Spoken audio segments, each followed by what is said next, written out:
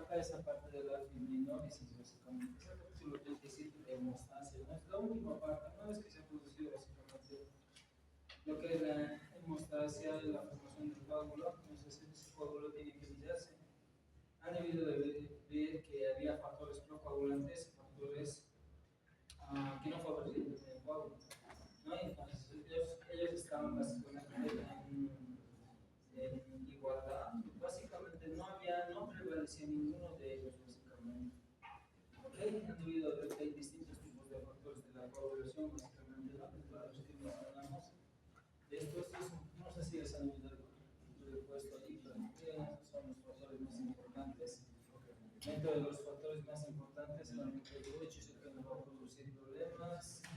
Hay el factor 1, factor 2, factor 3, factor 4, factor 5 o proacelerina, básicamente, ¿no? Luego tenemos el factor 7, no tenemos la proconvertina, ¿no? Y luego tenemos el 8, el 9, el 10, el 11, el 12, el 13, o factores también ahí, básicamente, ¿no? ¿Sabes por qué no hay el factor 6? Porque es el factor 5 activado, ¿ya? Entonces eso indica, por eso no hay el factor 6, no lo menciona, sino es que la proacelerina se activa y pues se le denomina también como factor 6, no se le menciona. Entonces, el inactivo sería el factor 5, ¿no? Proacelerina o también denominado factor LARME. Si todos ven, van a ver que todos son producidos básicamente a nivel del hígado o donde se encuentran, entonces alteraciones a nivel del hígado van a dar origen a alteraciones en la coagulación. ¿Okay? Entonces las vías básicamente, ¿no? ¿Cuáles son sus vías? Y pues la vía intrínseca, extrínseca y la vía común. Entonces resumido también esto, ¿no? Que lo hemos debido de ver, ¿no? Esto es lo que más nos interesa ahorita, ¿no?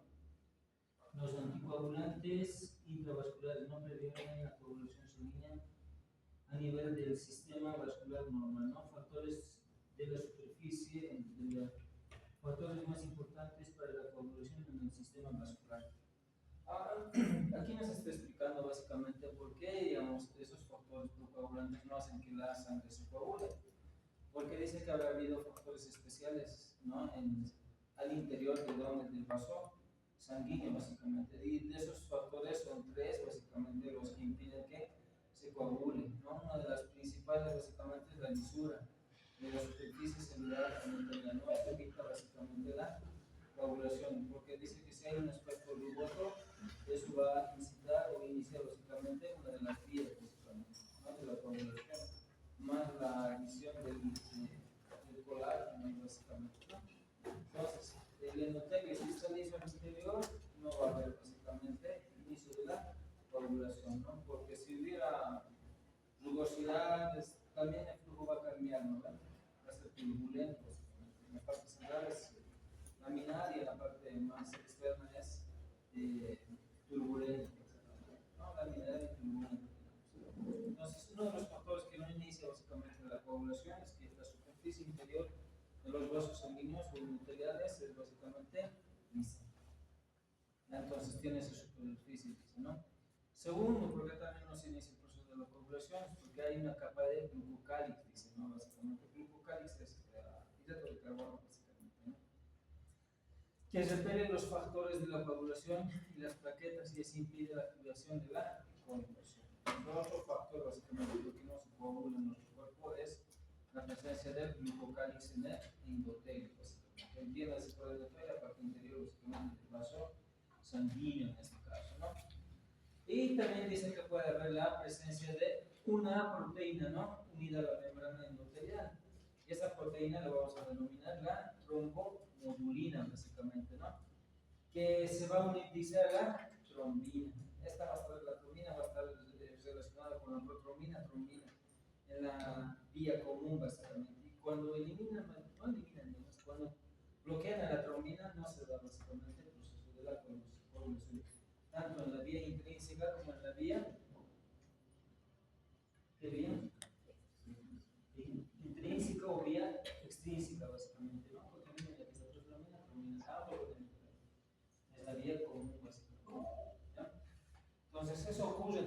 Entonces, la trombomotulina, básicamente, si se une la trombina, se trata de el proceso de coagulación al retirar la trombina, ¿no? Y el complejo trombomotulina-trombina activa además una proteína plasmática, que es la proteína C, que actúa como un anticoagulante al inactivar los factores 5 y 8 activados, básicamente, ¿no? ¿Se acuerdan cuál es el factor 5? No, es el factor 5 activado es el factor 6, ¿cierto? Entonces, miren, está activado ahí. El factor 8 tiene, ¿cuántos componentes tiene el factor 8? 2. Uno mayor, uno pesado mayor y otro menor. Ahí vamos a ver la hemofilia clásica y la enfermedad de Pompi-Membrana. Ya ves, son 2. Bien, entonces, estas son las causas por las que no se produce la coagulación, básicamente, en el interior de un vaso sanguíneo. ¿Ya? Tienen que tener esas 3 cosas.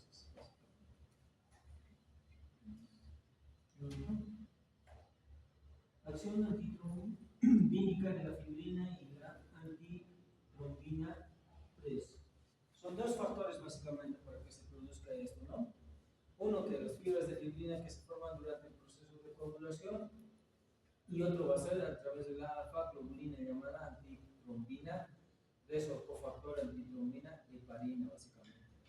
¿Qué es lo que están haciendo? Están bloqueando básicamente para que se produzca, no se produzca básicamente ese proceso de coagulación que se mencionaba básicamente con anterioridad, ¿no?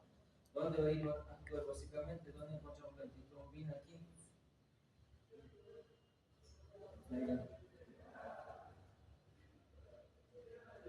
Para que se dé ese proceso de coagulación, básicamente, ¿qué es lo que tenemos que hacer? Que la protrombina básicamente se combine a trombina. ¿Nos ubican eso, no? Los de atrás igual, ¿no? Nada. Este es el más fácil. Miren, para que la antitrombina 3 básicamente no se dé, digamos, proceso de coagulación, tendréis que bloquear esta trombina, ¿cierto? Pero para que aparezca esta trombina debe tener su antecesor, y su antecesor básicamente es este, que se denomina protrombina. Entonces, esta sería la forma básicamente inactiva. ¿Y cómo es que se activa? Es cuando se transforma en trombina. ¿Y quién la activa? Básicamente va a ser el factor 10 activado, que va a ser en este caso este. ¿Ok? Y esa trombina va a activar aquí en el fibrinógeno para que se formen lo que son las moléculas de fibrina. Y esta fibrina va a dar origen a lo que es los polímeros de fibrina como tal. ¿Ok? Entonces, ¿qué es lo que está diciendo? Que se está bloqueando esta parte, pues no se está produciendo el proceso de la coagulación de forma completa. Esto es la vía común. ¿Ok? Tanto la vía intrínseca como la vía extrínseca van a dar origen a lo que se van a ir básicamente a la vía común. Ahora, ¿cómo se inicia la vía intrínseca? Miren, activación desde el factor 2 activado, ¿no? Y el factor extrínseco tiene que ser básicamente un cromatismo. Aquí es una activación que está relacionada con el, ¿no? Es decir, aquí no hay ningún tipo de cromatismo, simplemente básicamente se inicia de por sí en el proceso de la coagulación. En cambio, aquí tendría que haber cromatismo, sí, o sea, porque es una fuente externa, básicamente. ¿Ok? Han dividido eso básicamente. Pero es recordatorio, básicamente. Entonces, ahí está activándose básicamente estos elementos para que no se produzca lo que es la coagulación sanguínea, ¿no? Esta absorción ayuda a evitar la diseminación de la protrombina por el resto de la sangre. La extensión excesiva del coágulo. La protrombina para nosotros ya va a dar origen a lo que es el coágulo, básicamente. No se evita, o sea, se está evitando que se extiendan todo lo que es el torrente sanguíneo, ¿no? La trombina que no se absorbe en las fibras de fibrina se combina enseguida con la antitrombina 3, ¿no? Que bloquea aún más el efecto de la trombina sobre el fibrinógeno y después inactiva también a la propia trombina, ¿no? Durante los siguientes 12 a 20 minutos. ¿Qué estamos diciendo con esto básicamente? Nuevamente, bueno, aquí, ¿qué está mucho mejor explicado? Esta para que se dé un proceso de coagulación tiene que llegar hasta aquí. Tres elementos les hemos mencionado para que básicamente no se dé el proceso de la, no se dé, digamos, más coágulos. Y para eso, ¿qué tienes que hacer tú? Bloquear a la trombina. Si no hubiera trombina, ¿qué es lo que pasaría? No activaríamos el fibrinógeno para que se formen las unidades de fibrina. Entonces, ¿qué están haciendo? ¿Qué te estamos mencionando con estos tres componentes que ha pasado aquí? Con la lisura de los vasos sanguíneos, esa capa de glucocálix, la tromboglobulina que se une a la trombina, básicamente. Todos estos elementos están haciendo que no se produzca un coágulo sanguíneo al interior de donde? Del vaso sanguíneo, básicamente. ¿Ok? Eso en caso de la vía intrínseca. En cambio, en la vía extrínseca tiene que haber un golpe o factor o traumatismo para que se dé el proceso de la coagulación, pero por la vía extrínseca. Entonces, aquí miren, esa trombina y esa antitrombina básicamente están bloqueando y están haciendo que no se dé esa coagulación durante todo el resto del vaso sanguíneo. ¿Por qué? ¿Qué va a pasar si se forma ese coágulo durante el resto del vaso sanguíneo? ¿Qué? Se va a formar un trombo. No sé si estamos entendiendo o no, pero yo sí, también creo que ya sé. Un coágulo, este es mi vaso sanguíneo, ¿cierto? Por dos vías se puede formar básicamente un coágulo sanguíneo, vía intrínseca y vía extrínseca. Tanto la vía intrínseca como la vía extrínseca van a ir a la protrombina, y eso se denomina vía común. La protrombina tiene que transformarse en ¿qué? En trombina, básicamente, para completar lo que es el proceso de la coagulación. ¿Entienden? Tiene que ir. Entonces, esos tres procesos que hemos mencionado son los que van a evitar básicamente que esa trombina se siga formando coágulos más adelante, con el fibrinógeno transformándole en fibrina, básicamente. Esa va a ser la red que va a agarrar y pues se forma un coágulo. Ahora, una vez que se ha completado, digamos, el coágulo ha sangrado, entonces tengo aquí básicamente un coágulo sanguíneo, ¿no? Un trombo básicamente, ¿no? Entonces, ¿qué es lo que pasa? Que la sangre del vaso sanguíneo está impidiendo que ese trombo se forme más a este nivel, más al interior del vaso sanguíneo, porque ese trombo luego se puede desprender y va a formar un émbolo básicamente. ¿Qué está haciendo ahí? Evitando que se forme básicamente más cantidad de coágulo sanguíneo. Y eso que está evitando básicamente van a ser estas tres cosas. Esta lisura, ese glucocálix y de esa tromboglobulina, ¿no? Y aquí también se va a añadir esta acción antitrombótica de la fibrina por la antitrombina 3 básicamente, ¿no? Gracias a esto, básicamente ya no se va a formar el coágulo ahí. Si no se pone ese coágulo, luego seguramente se va a resorcionar porque vamos a hacer procesos de resorción. Es decir, se absorbe básicamente eso y pues, se vuelve nuevamente a la vida. ¿Por qué? Porque si sigue ese coágulo sanguíneo, el flujo, ¿cómo sería el interior de ese vaso sanguíneo? ¿Turbulento o laminado? Turbulento. Y de ahí haría remolinos nuevamente para hacer que se inicie el proceso de la coagulación. ¿Entienden? Entonces, en eso nos está ayudando básicamente estos elementos que hemos indicado, y esto para que se forme una mayor cantidad de coágulos. Básicamente, ¿cuánto tiempo te dicen? 12 a 20 minutos. Específicamente está la antitrombina 3, ¿no? Mientras se forma un coágulo, dice aproximadamente el 85-97% de la trombina formada a partir de la protrombina es absorbida por las fibras de fibrina a medida que van a ir apareciendo. Eso es verdad, ¿no? Porque esas de fibrina básicamente van a estar atrapando lo que es la trombina. ¿Okay? Pero esta de fibrina igual no va a tener origen si es que no le activa la protrombina. ¿A quién? Al fibrinógeno. El fibrinógeno va a dar origen a lo que es la fibrina.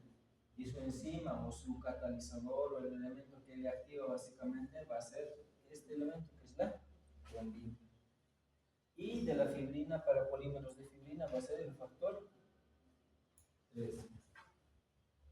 ¿Ok? Entonces, se bloquea básicamente esas partes para que no se produzcan más coágulos en nuestro organismo. La heparina dice que en nuestro cuerpo ha habido en muy poca cantidad. Habían sido fabricadas básicamente por dos tipos de células, básicamente.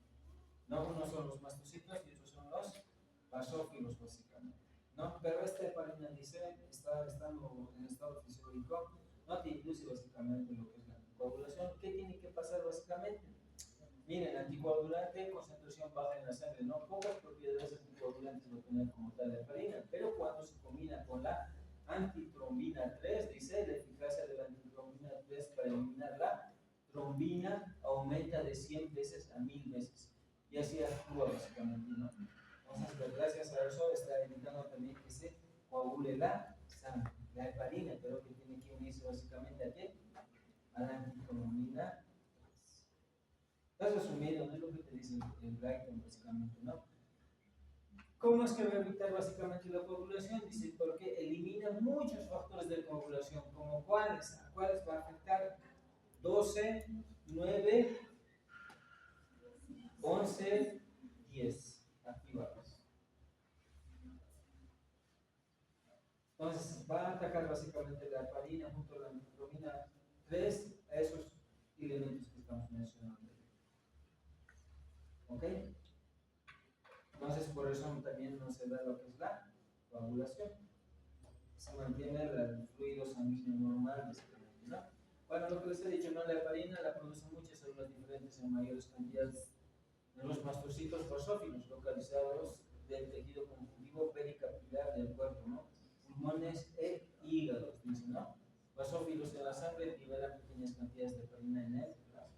Yo los resumí así, pero algo así. Los basófilos y mastocitos. Basófilos y mastocitos son similares en diferencia. Entonces son los productores de lo que vendría a ser ¿no? La heparina como tal tiene que unirse la antitrombina 3. ¿A quién ataca la antitrombina 3?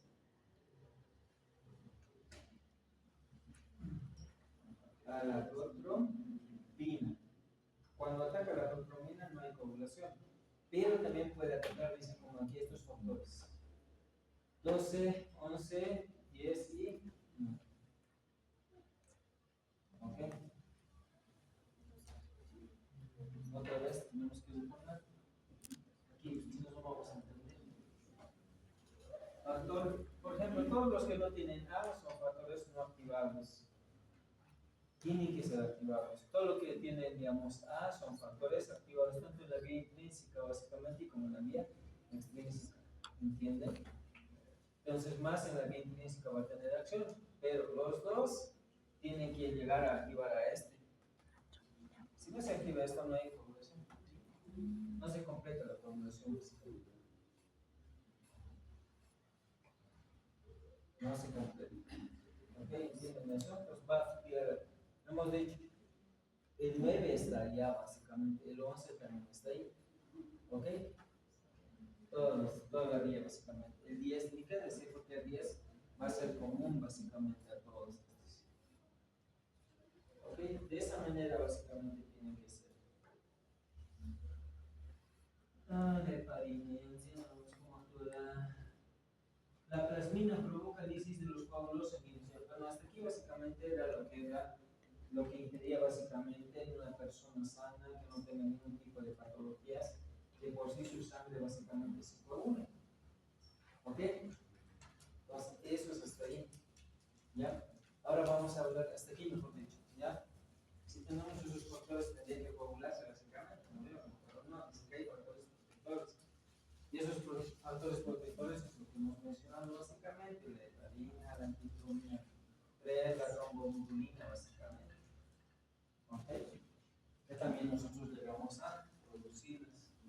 Ahora vamos a ver esto. ¿Cómo se dice básicamente los coágulos sanguíneos? Porque ya les he dicho que ese coágulo sanguíneo no puede permanecer, porque si sigue permaneciendo va a formar remolinos, va a formar un flujo turbulento. Entonces, todo ese flujo turbulento va a decir la coagulación, ¿no? Entonces, ¿qué es la plasmina básicamente? Bueno, cuando hablamos de plasmina estamos viendo que esto ya está activo, entonces tiene su antecesor, o precededor, básicamente, que en este caso va a ser el plasminógeno. Entonces, ¿de dónde sale? Es bien sencillo, miren que esta es la plasmina, básicamente es una euglobulina, dice, ¿no? Llamada plasminógeno, ¿no? O también denominado profibrinoglicina, básicamente. Tiene esos dos nombres, ¿no? Básicamente, ¿no? Cuando se activa se convierte en una sustancia llamada plasmina o fibrinoglicina. Glicina nos está indicando qué es lo que va a hacer, básicamente, ¿no? Es una enzima proteolítica, ¿no? Digiere las fibras de fibrina y otras proteínas coagulantes como el fibrinógeno, factor 5, factor 8, protrombina y el factor 2. Proteolítica, ¿qué implica la proteolítica? Lo va a deshacer, lo va a desnaturalizar. Esa acción tiene básicamente la plasmina, pero el plasminógeno tiene esa misma acción. No. Es como un siminógeno que han debido de escuchar. Es cuando esa proteína es inactiva, básicamente. Ya tiene que ser activada. ¿Y quién le va a activar básicamente? El activador del plasminógeno tisular, ¿no? Que se encuentra especialmente en los tejidos lesionados y endotelio vascular, básicamente, y da origen a lo que es la plasmina. Como hemos visto, destruye fibras de fibrina, bueno, lo que hemos mencionado ya básicamente. ¿Ok? Y eso te va a producir básicamente que ese coágulo que se ha formado desaparezca. Lisis del coágulo. Entonces así se lisa básicamente. Ok, entonces la plasmina puede lisar un coágulo y destruir muchos de los factores de la coagulación, los cuales se mencionan, ¿no? Este rosado es el que te menciona en el gallo, básicamente. Este es el cuadro que he puesto como ejemplo. Ok, entonces la plasmina es el elemento que va a destruir básicamente, en este caso, las fibras de fibrina, básicamente. ¿Y dónde están las fibras de fibrina? Son aquellos que están en el coágulo. ¿Y cómo se forman? Las caras de la coagulación. El fibrinógeno da origen a la fibrina y la fibrina a los polímeros de fibrina. Entonces a este lugar va a ir a actuar el plasminógeno y va a completamente lisar este coágulo sanguíneo. Va a desaparecer. Ahí actuó. ¿Ok? Todo esto es para formar un coágulo, así de sencillo. Esto forma un coágulo. ¿Okay? Si le atacas aquí, no forma un coágulo. Si le atacas allá, igual. ¿Ok? Eso ocurre. Vamos a avanzar. La definición de plasminógeno. Esto es cómo se activa básicamente, ¿no? Pues, ¿cómo se activa básicamente ese plasminógeno, no? En un coágulo, dice, se atrapa una gran cantidad de plasminógeno, ¿no? Entonces, en esa red de fibrina va a haber alto plasminógeno, ¿no? Y los tejidos dañados y el endotelio vascular liberan muy lentamente un activador, dice, tejido dañado y endotelio vascular, o sea, el tejido que ha sido dañado y el endotelio son los que van a liberar básicamente el TPA, ¿no? Que nosotros lo vamos a denominar activador del plasminógeno tisular. ¿Ya? Eso lo va a liberar básicamente. Y lo hace muy lentamente porque su vaso rápidamente va a lisar el coágulo y la sangre va a empezar a salir. ¿Cuál es la finalidad del coágulo? Evitar que la sangre salga al exterior. ¿Cierto? Entonces, por eso dice que se secreta muy lentamente, ¿no? Este convierte el plasminógeno en plasmina, ¿no? Que elimina el coágulo de sangre innecesario que queda básicamente. ¿Ok? Una función especialmente importante del sistema de la plasmina es eliminar los coágulos diminutos, porque constantemente a veces tenemos distintos tipos de golpes y se forman coágulos. Por eso lo he puesto en rojo, dice, ¿no? Elimina, esa plasmina va a eliminar esos coágulos diminutos, ¿no? De millones de vasos periféricos finos que finalmente se cesarían si no hubiera manera de limpiarlos. ¿Por qué? ¿Por qué te está diciendo eso básicamente? Porque mira, te golpeas la canilla por las puntas, tienes distintos tipos de traumatismos, ¿verdad? Entonces el traumatismo da origen a la vía extrínseca, entonces se forma un coágulo, ¿no ve? Ese coágulo se denomina trombo, ¿no? Y cuando básicamente tren D y va en el torrente sanguíneo, se llama émbolo. Entonces, eso puede llegar a dónde? A los pulmones o al cerebro, y se llama embolia, reconocen comúnmente para esos pequeños coágulos. Entonces, por eso dice en ese momento va a la plasmina paralizar básicamente esos elementos. Entonces, de eso ya no tenemos básicamente ningún tipo de embolia. ¿Qué es embolia básicamente para nosotros? Que ese embolo vaya a bloquear bien estos, de acá, digamos, de las extremidades. Ese trombo debe ser grande, porque los vasos sanguíneos en ese nivel son grandes, ¿no? Nos tienen que ir por el torrente sanguíneo, ya estamos en circulación mayor, circulación menor. Pueden ir básicamente a los pulmones, y a nivel de los pulmones los vasos sanguíneos van a ser más diminutos. Entonces van a llegar a obstruir. ¿Ok? Entonces ahí actúa básicamente la lisa básicamente cuando si se obstruye va a producir isquemia, alteraciones en esa estructura, digamos, va a estar privada de flujo sanguíneo. Ok, de esa manera, y es el lugar donde se llega a producir, ¿no? Hasta ahí vendría a ser básicamente todo lo que es la parte que hemos tocado de la criminólisis, ¿no? Entonces, estas son las patologías presentes básicamente que nos indican en el gaitón, pero inherentes a la parte de la coagulación. Ya uno de la deficiencia de la vitamina K nos da origen también a patologías de la coagulación sanguínea, la hemofilia y la trombocitopenia, básicamente. Miren, con relación a la disminución de la protrombina, el factor 7, el factor 9, el factor 10, causados por deficiencia de vitamina K. Entonces, miren, la deficiencia de la vitamina K nos causa básicamente alteraciones en la coagulación. La vitamina K nosotros la vamos a producir gracias a que consumimos todos los vegetales u hortalizas. Es una fuente externa, básicamente. Ok, entonces las enfermedades, digamos, que están relacionadas con el hígado, como ser la hepatitis, cirrosis, básicamente nos van a producir alteraciones en el sistema de la coagulación. Porque la fuente de algunos de los factores hemos visto que era básicamente el hígado, ¿no veo? La protrombina principalmente era, ¿no?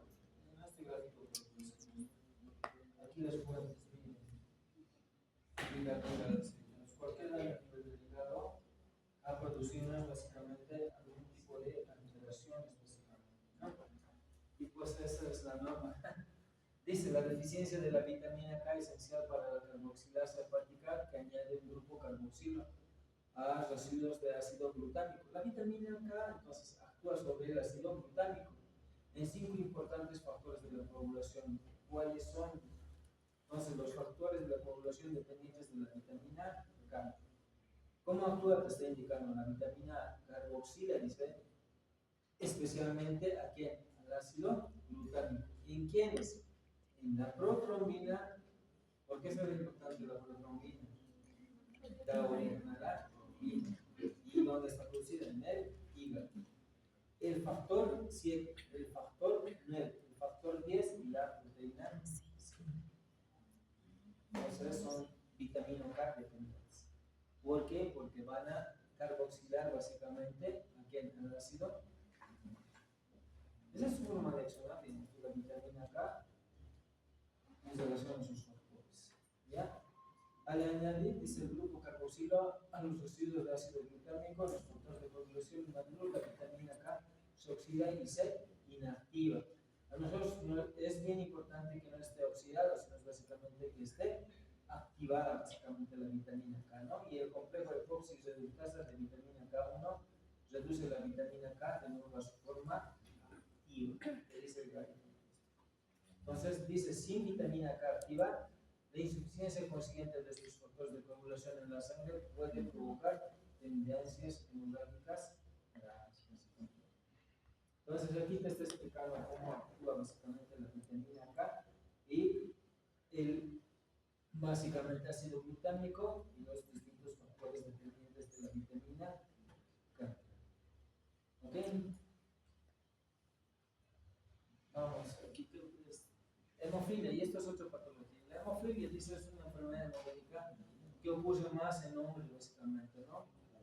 Ya 85% es causado por una hemofilia debido a la deficiencia del factor 8, el 85%. Pero entonces debe haber un restante, ¿no? Y hay un 15% de pacientes que van a tener hemofilia, ¿no? Pero la tendencia hemorrágica está provocada por una deficiencia del factor 9. La hemofilia clásica es el factor 8, 85%. El 15% se debe a deficiencia del factor 9. Todo esto en varones, básicamente. ¿Ya? Y ahí nos da básicamente. Ambos factores se heredan mediante el cromosoma femenino. Entonces, ¿qué nos hereda esta patología? Es la mujer, ¿no? Entonces, por eso dice que una mujer casi nunca tendrá hemofilia, porque al final uno de los cromosomas X tendrá los genes apropiados, ¿no? Y la explicación es uno de sus dos cromosomas X es deficiente, será una portadora de hemofilia y transmitirá la enfermedad a la mitad de su descendencia masculina y el estado de portadora a la mitad de su descendencia femenina. Entonces, una mamá, resumiendo esto, una mamá va a hacer que cierta mitad, si va a tener hijos varones, le va a transmitir esta patología. Y a su hija le va a dar el gen. Es decir, a su hija, para casarse, posteriormente puede igual transmitir la patología. Si va a tener nuevamente hijos varones, si va a tener hijos mujeres, no va a ser. Eso te estoy indicando. Entonces, la hemofilia son de dos clases, ¿no? Por deficiencia del factor 8 y por deficiencia del factor 9. ¿Ya? Vamos a ir específicamente con la hemofilia. Bueno, hemofilia entonces es cuando una persona va a sangrar básicamente, ¿no? Por alteración básicamente del factor 8. Vamos a buscar ese factor 8. ¿Dónde está el factor 8? Aquí. Esencialmente en la vía intrínseca. Entonces, ahí, si no hay ese factor, se denomina hemofilia. ¿Lo vieron? ¿Cuánto corresponde? 85%. El factor 9 al 15%. Es el 15%.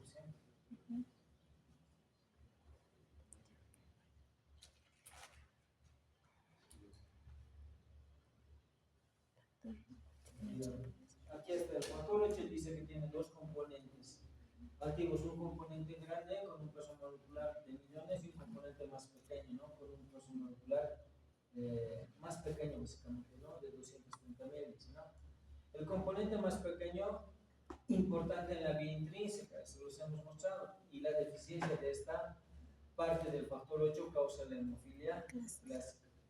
La enfermedad de von Willebrand se debe a la pérdida del componente mayor. Pues la hemofilia clásica, por deficiencia del factor 8, te da básicamente con su componente pequeño, y el componente mayor te da la enfermedad de von Willebrand. Los dos componentes del factor 8. Tratamiento: inyección de factor 8 modificado. ¿No?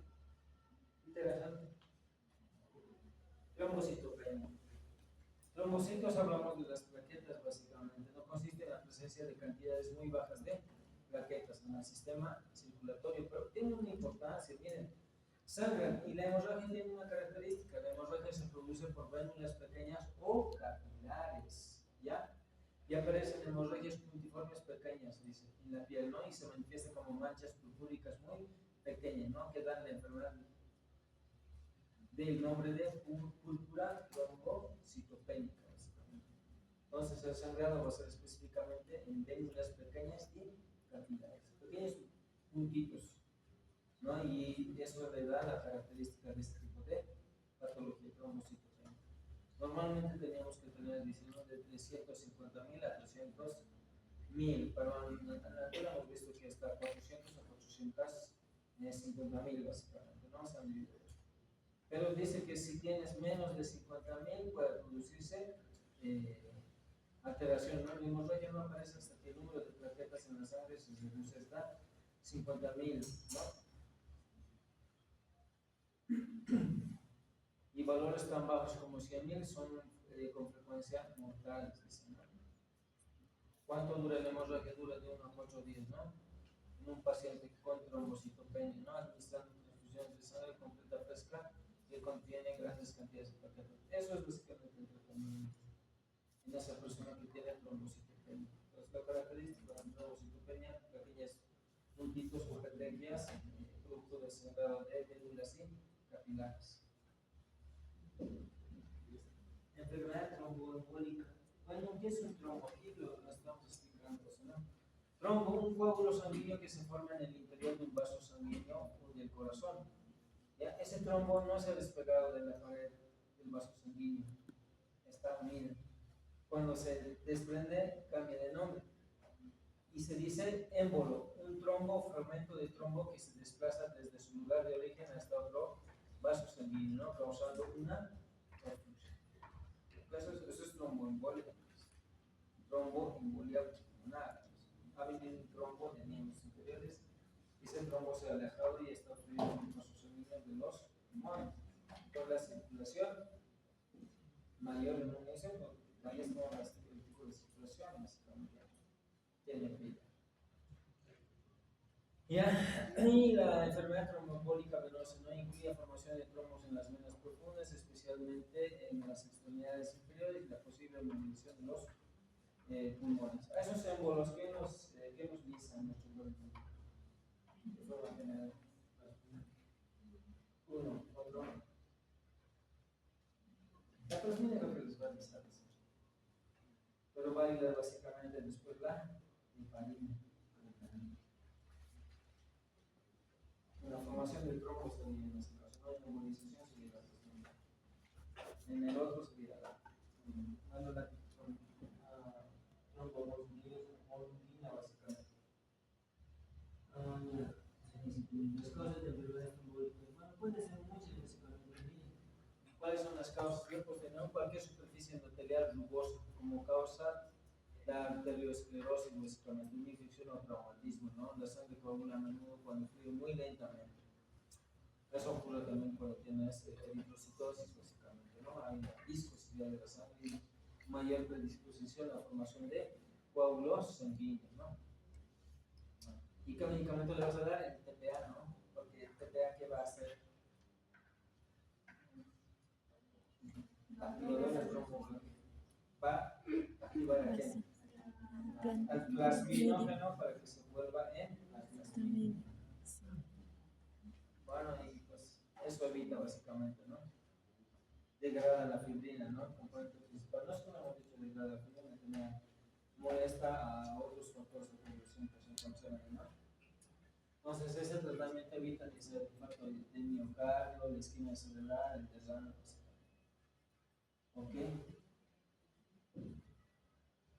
La trombosis venosa femoral, ¿por qué se puede llegar a producir? Por éstasis, porque no funciona también de forma adecuada en las válvulas, ¿no? Que tienen válvulas y no hay un buen retorno sanguíneo, ¿no? También por daño endotelial, éstasis venosa y una hipercoagulabilidad que puede llegar a presentar el paciente, básicamente. Esas son las causas de la trombosis, ¿no? Esta es tromboembolia pulmonar, embolia pulmonar masiva, dice acá, básicamente. ¿No? Entonces, miren, es una embolia pulmonar, es un bloqueo súbito de una arteria pulmonar cuando puede ocurrir, dice, después de que un coágulo se desprenda y viaja por el torrente sanguíneo hacia los pulmones. Ese coágulo puede venir de donde sea, básicamente. Ya, es un émbolo y va a obstruir, miren, está obstruyendo ahí. Este vaso sanguíneo es el tendría que actuar un TPTA que darle, ¿no? Básicamente, o la plasmina para realizar ese coágulo. Que es sí, la coagulación intravascular diseminada, básicamente, ¿no? Es una patología donde básicamente se coagula todo el sanguíneo. Es realmente complicado, ¿no? Porque no va a haber flujo sanguíneo, no va a haber eso, ¿no? Ahora esto, digamos, es que se produce esto, ¿no? Sí, una coagulación intravascular diseminada. Tiempo de coagulación, esto les lo leer rápidamente.